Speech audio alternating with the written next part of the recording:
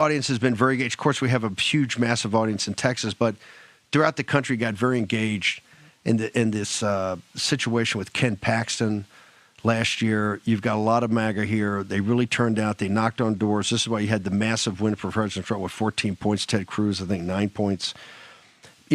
People could argue, with maybe Arizona and Ohio, obviously Florida, maybe even Tennessee, that Texas there is the first among equals as the MAGA state.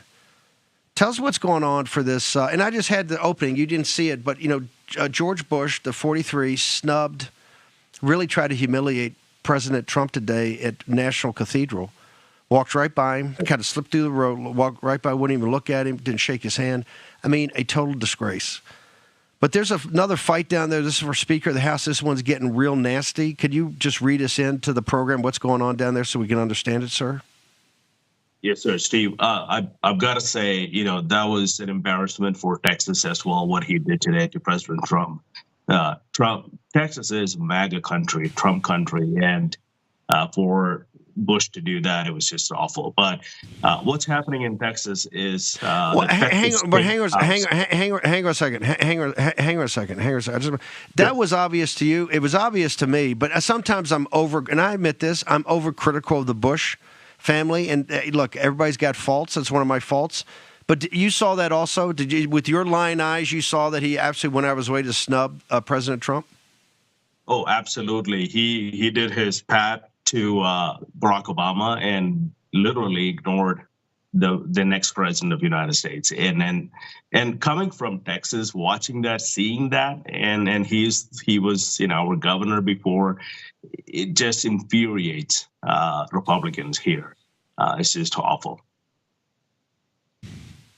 So tell us about this situation. This actually flows in. That bad blood flows directly into the bad blood we're talking about over the weekend and next week, right? They're kind of inextricably linked. Tell us what's going on. Well, the Texas speaker's race, it's been a issue for Republican Party and also for grassroots for years now. So years ago, some of the Republicans decided they will join the Democrats to select a speaker. And then they will give Democrats committee chairmanships to major committees and basically kill all the conservative bills and the priorities.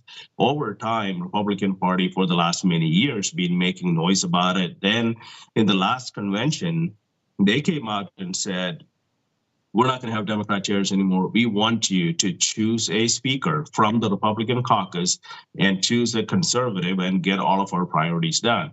So the caucus met on December 7th, and David Cook, one of the guys who ran for the speaker's office, he won. Dustin Burrows is a Dade Phelan, George Bush, that dynasty, whole group. The Dade Phelan is a former speaker who essentially President Trump endorsed against. He won, but won by 400 votes. And their group basically said, well, we're just going to walk out of the caucus. And they went outside and joined the Democrats and claimed that they're going to be the speaker. The issue is there are 62 Democrats and 88 Republicans. All they need to do is take out about 15 or 18 Republicans to their side, and they can win the speakership, and then they will go and kill everything that Republican Party and the people want them to do. This is what's been going on. So the Republican Party has been pushing back, sending mailers, sending text messages to these representatives' districts.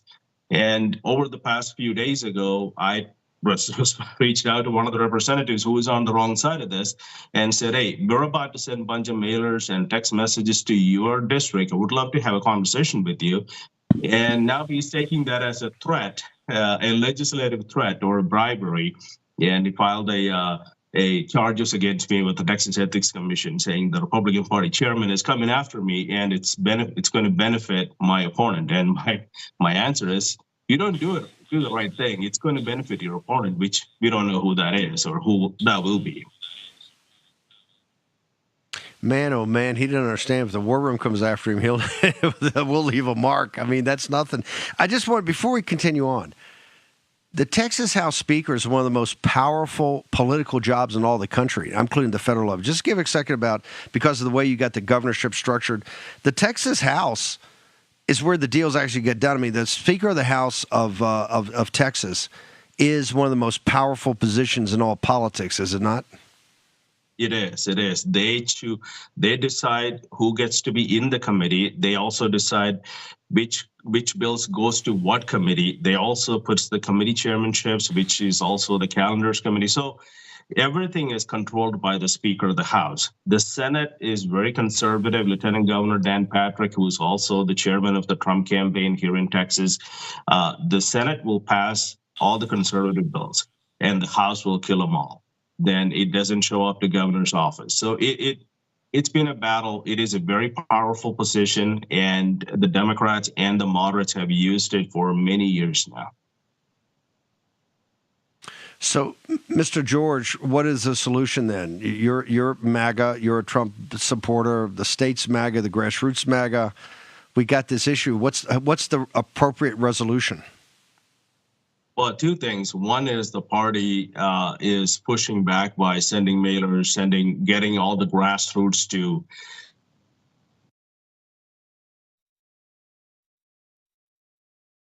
I think we just lost him right there. See the Bush apparatus cut down. I'm just kidding. We're going to get to the solution in a second. Let's see if we can get him. So Bush 43 went out of his way to snub and try to humiliate President Trump. Didn't work, but he went out of his way. You have this huge fight with the remnant. It's always the remnant of the Bush operation who thinks they still run Texas. Just ask Karl Rove. So what can this audience do to make sure this thing's taken care of, this thing's sorted out next Tuesday, sir? Well, I want your audience to go to texasgop.org. We're going to have every person, every representative's name and their phone number listed there on the front page within about an hour. And take a look at your representative. And if your representative is on the right side, give them a call, thank them, that's fine. If they're on the wrong side, call them to tell them to do the right thing. And by supporting David Cook, which is the nominee. The second thing is, if their representative is not playing ball, they're not going to do the right thing, call your county party and tell them to censure this person and tell them to have a conversation with them. Bring a town hall. Talk to other precinct chairs and make sure that they're going to do the right thing, or tell them they're going to be primary next time. So it's very simple. Either do the right thing, use the Republican Party name, or don't get on the ballot next time. It's very simple. That's what I want your audience to do. And I think your audience is very powerful, very active. They can make it happen. Okay, we'll make sure. And that's going to be in an hour. It's going to be up. In about 30 minutes or so, it will be up on our front page. Yes, sir. Okay, we'll do that in the second hour. If not, also I'm going to do it again tomorrow morning and make sure we're going to put it up on screen and walk people through what they have to do.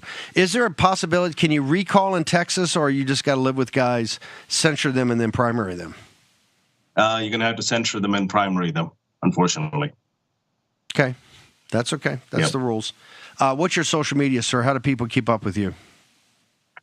For Texas GOP, it is at Texas GOP, and for me, it's Abraham George, both on X and everywhere else. Mr. George, thank you so much from the great state of Texas. Thank you, brother.